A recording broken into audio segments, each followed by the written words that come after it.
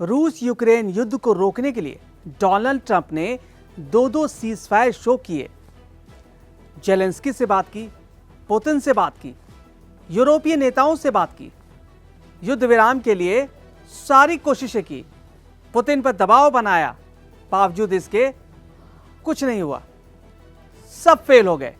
हालात ये हो गए कि रूस के हवाई हमले रुक नहीं रहे और यूक्रेन मानने को तैयार नहीं है। वो अपनी 1 इंच जमीन रूस को, पुतिन को नहीं देंगे, क्लियर कर चुके हैं।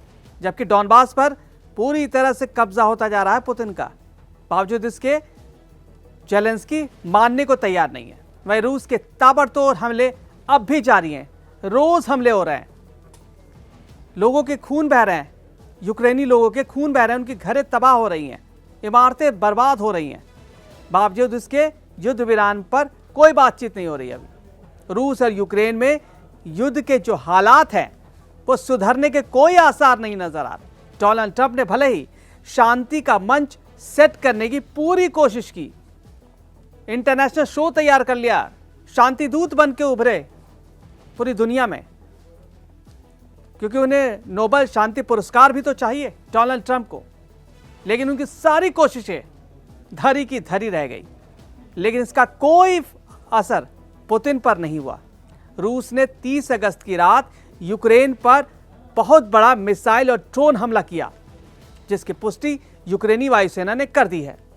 हमले के दौरान ज़ैपोरिज़िया, निप्रो, लुत्स्क और चेरकासी जैसे कई बड़े बड़े जो शहर हैं यूक्रेन के, वहां धमाकों की आवाज सुनाई दी, इमारतें तबाह हो गई। फ्रंट लाइन क्षेत्रों पर रूसी क्रूज और बैलिस्टिक मिसाइलें दागी गई, जबकि पश्चिमी यूक्रेन में कई ड्रोनों से हमले किए गए।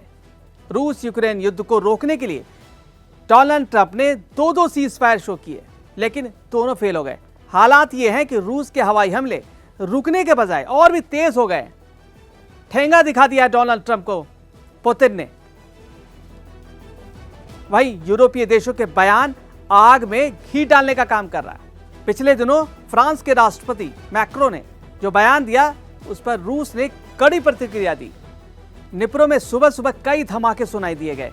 वहीं ज़ैपोरिज़िया में एक रिहायशी इमारत पर हमले में कम से कम 3 लोग घायल हो गए। रूस ने पूर्वी रूस पर दूसरी लहर में मिसाइलें दागी और यूक्रेन के लगभग सभी क्षेत्रों में हवाई हमले की।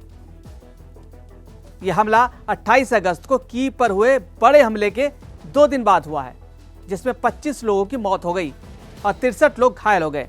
इस बीच अमेरिका के राष्ट्रपति डोनाल्ड ट्रंप की मध्यस्थता की जो कोशिश थी, उसके बावजूद रूस यूक्रेन शांति वार्ता ठप पड़ गई है।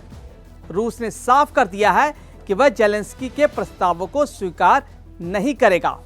वहीं यूक्रेन आने वाले हफ्ते में सुरक्षा गारंटी के मसौदे को अंतिम रूप देने की तैयारी कर रहा है।